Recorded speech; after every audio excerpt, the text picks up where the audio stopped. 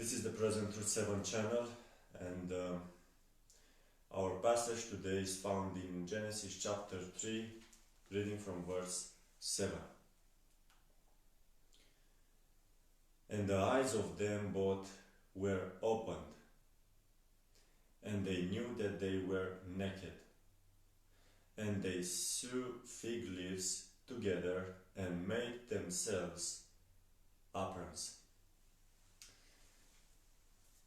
We have here the result of Adam's and Eve's transgression. After they fell into sin, after they sinned against God by eating of the forbidden tree, the results appeared immediately. And this is, my friends, always when we commit sin.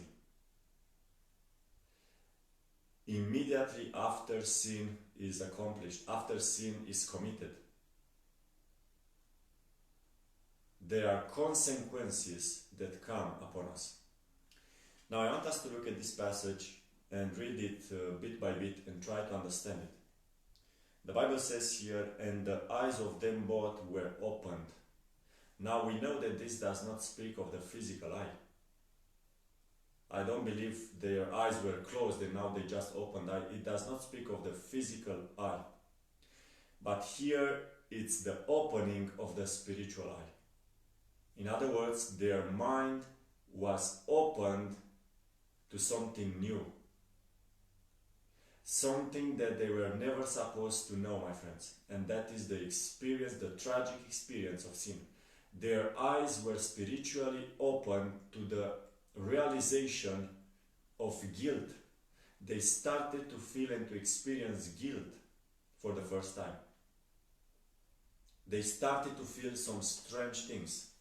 As we shall read and study in some other time these other passages, you will see that even a feeling of fear came into their hearts. So suddenly something was changing completely. The devil promised Eve that she will be in a different sphere where she could become wiser. And indeed, those words meant that they are going to have a different experience and know something new. But the devil did not tell Eve that the thing that she was about to experience was not for her happiness and benefit, but it was for her destruction and sorrow. And my friends, this is how sin is. Whoever commits it, and whatever sin is committed. Sin will never bring happiness. Sin will never elevate us to a happier state. It will not, my friends. It will bring degradation. It will bring us to a position where we are going to be under this influence of guilt, and we'll also feel sorrow, sadness, depression and anxiety. This is what sin brings in our lives. Now these words are marvelous and they are wonderful, my friends, because in these few words the Bible speaks so much about everything that takes place into this world, in every human life. Listen again. And the eyes of them both were opened. Oh my friends, there comes a time in our lives when our eyes are opened, spiritually speaking. And you know, it's good when our eyes are opened from darkness to light. But it's such a sad experience when our eyes are opened from light to darkness. In other words, we enjoy light, we are close to God, we walk in His ways. And when we step away, when we drift away from God's will, we suddenly come to that place where our spiritual eyes open to the reality of God's transgression, of the law of God, of transgressing God's law. And my friends, this is unfortunately such a painful experience. Here we are dealing with the moment when Adam and Eve lost their innocence. They lost it, my friends. before sin, they never knew what evil. I mean, they never knew the taste of evil. They never knew how evil is. But after they have sinned, their eyes were opened to that which God never intended them to see and understand.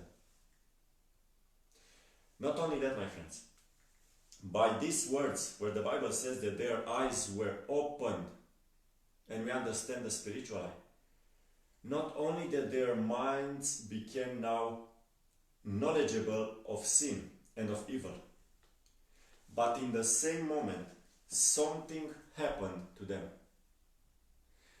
Because they've sinned against God, breaking God's commandment, their spiritual power was dead.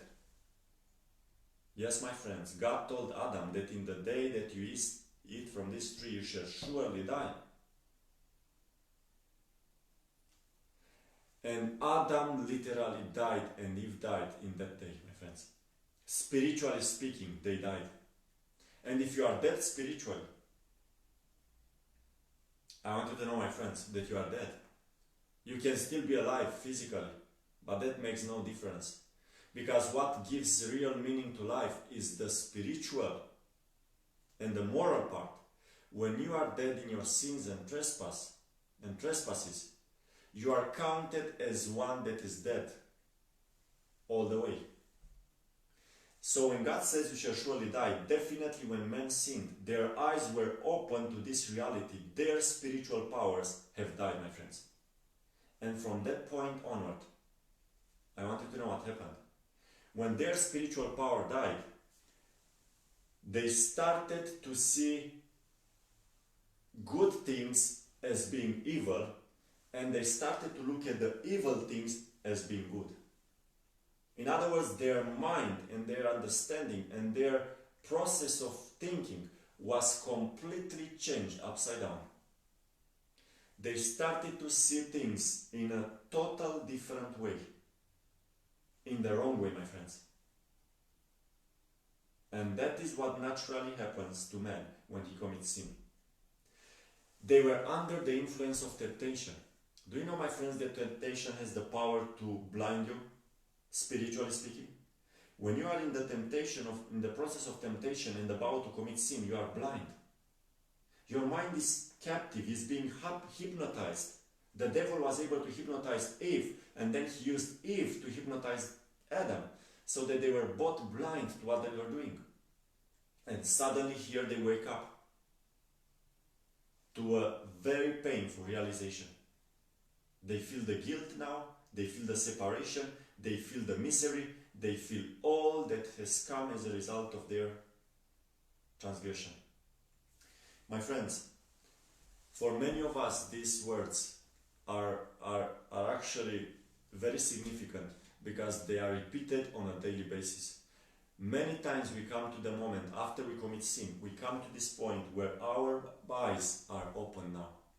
After we commit sin, our eyes are open and we start to realize what happened. You know, the temptation and the act of sin can be compared with darkness and with night. So in other words, when we are in the process of sin and temptation, we are like in the dark, we are blind, we don't see anything. We are just into that sin and we want to do it. And we are not able to realize what is happening. But guilt, it's compared to the morning. When the morning comes, we open our eyes and we realize this is what we did. And this is what happened to Adam and Eve. Unfortunately, so many people, and I speak now about young people and about children, because there is a time when children are not aware of what they are doing, but they come to a point in their lives when they realize and they start to feel guilt for what they are doing. They realize what is good and wrong and they can make now a difference. I'm talking about that, my friends. When young people and children come to that point where they can sense, they can have a sense of guilt. And now when they step beyond that which God said not to do it, and they fall from their innocence state.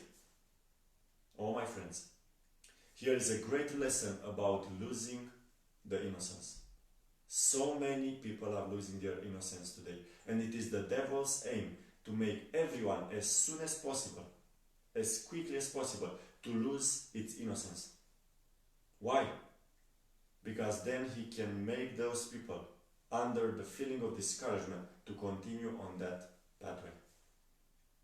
Now, my friends, I want to read it again. And the eyes of them both were opened, and then the Bible says they knew that they were naked. Now, I want you to know that this refers specifically to physical, because definitely they were clothed up to that moment.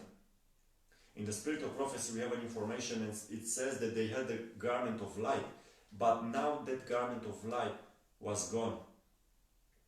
That garment of light, my friends, was upon them as a token of their obedience, allegiance, and commitment to God's command. As soon as they broke God's command, that sign and token of their obedience was disappearing. Now they were left naked, physically speaking. But my friends, is more than that. This image of their physical nakedness, it's a clear representation of their spiritual nakedness that they experienced in that moment. They suddenly became naked, spiritually speaking. They felt a deep, how should I call it? They felt deeply empty in themselves. Do you know that so many people today, they have an empty place in their hearts? They feel empty about everything in life. They try to do this and that and the other, and then finally they come to a point where they are no longer satisfied, and they commit suicide.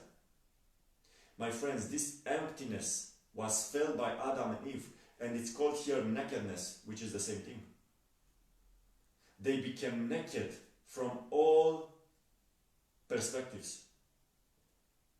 They lost interest in life, in what they have enjoyed up to that moment.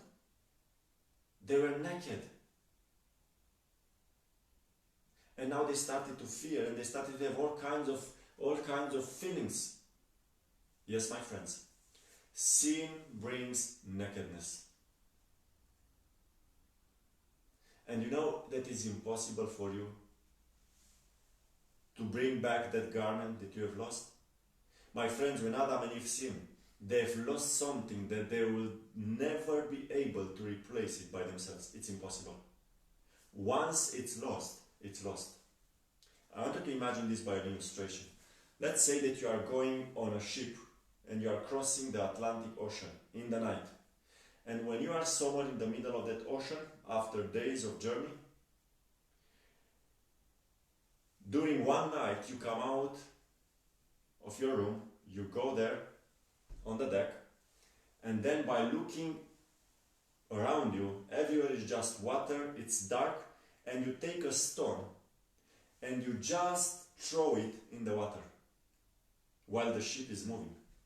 Now the question is this: when you throw a stone in the deep waters of an ocean during the night, how much possibility do you have to be able to go back and get it back?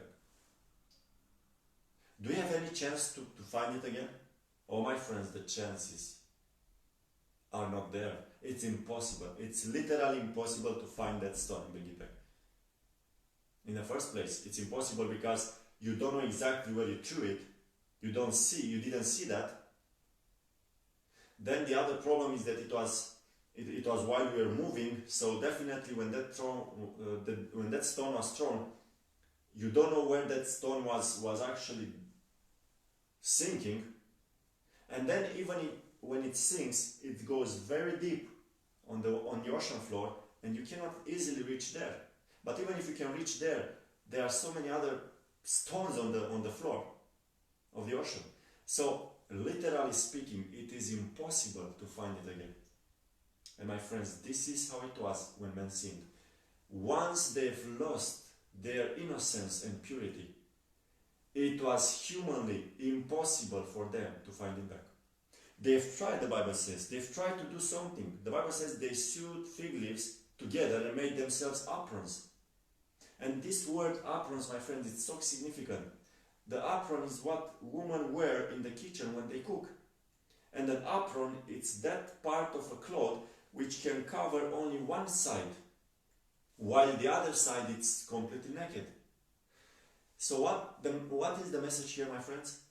After man lost his innocence, after man commits sin, after man has fallen, and we are all born in a fallen condition, our hope of bringing back that glory and purity and perfection that we had in the beginning, our chances, my friends, are minimal. Our chances are zero, I should say. We have no way to do it. All our efforts and inventions and trials and strives and all our effort that we put in doing that, in bringing back that purity that we had in the beginning, it's pointless, my friend. It is no sense, there is no sense for doing that. We'll never be able to come back to that position. And when Adam and Eve tried to do it, with their best knowledge and power they had in that moment, they were only able to make some aprons and clothe themselves just halfway. They were halfly clothed, my friends. In other words, they were half naked, with their best ability. And every man in this world, my friends, even if he tries the best in bringing back that innocence, he will only succeed, let's say, by half. He will still be half naked. And the only solution to this problem is God, my friends. God is the only one that can bring back that which we have lost. Now, as we conclude this message, I want us to think seriously about it. Here we have a spiritual message that is of deep significance. God is trying to show us what is the result of sin. What is the result of that first sin that was ever committed, and how that result went like fire into all the humanity. All people are born with the same condition. Their mind was affected in such a manner that their thinking it's upside down. Yes, my friends. We say good to something that is evil, and we say evil to something that is good. That's how we are thinking in everything. And unless and until God comes with His grace, with His power, we'll never be able to come back to our position. The restoration of man, it's not possible without God. So let's learn from this experience, my friends.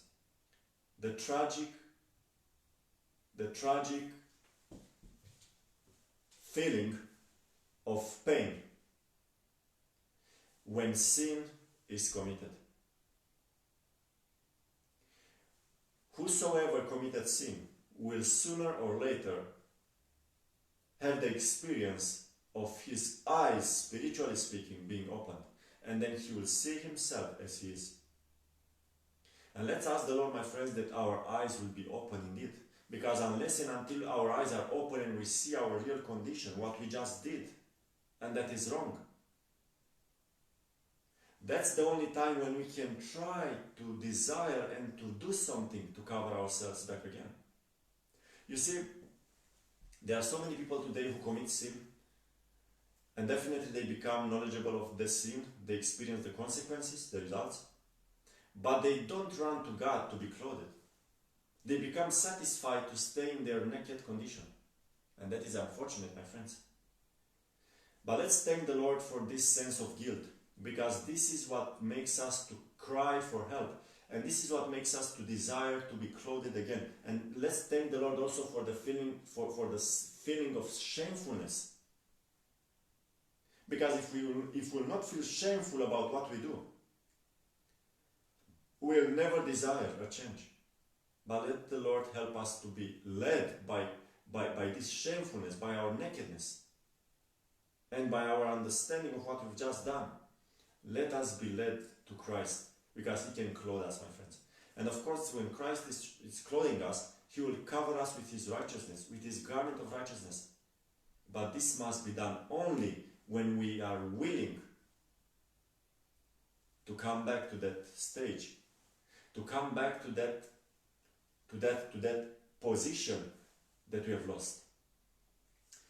The last thing that I want to say is this, my friends.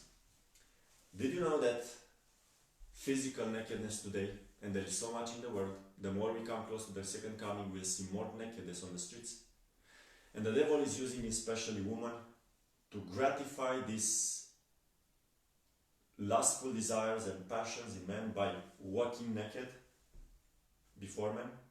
And this is going to be increased more and more. But did you know that nakedness, according to this passage, it is always the result of sin? In other words, when you see a naked woman on the street, you should definitely know that that woman is under the influence of sin. She is under the bondage of the devil. Her mind is blinded and deceived, and she does not sense what she's doing.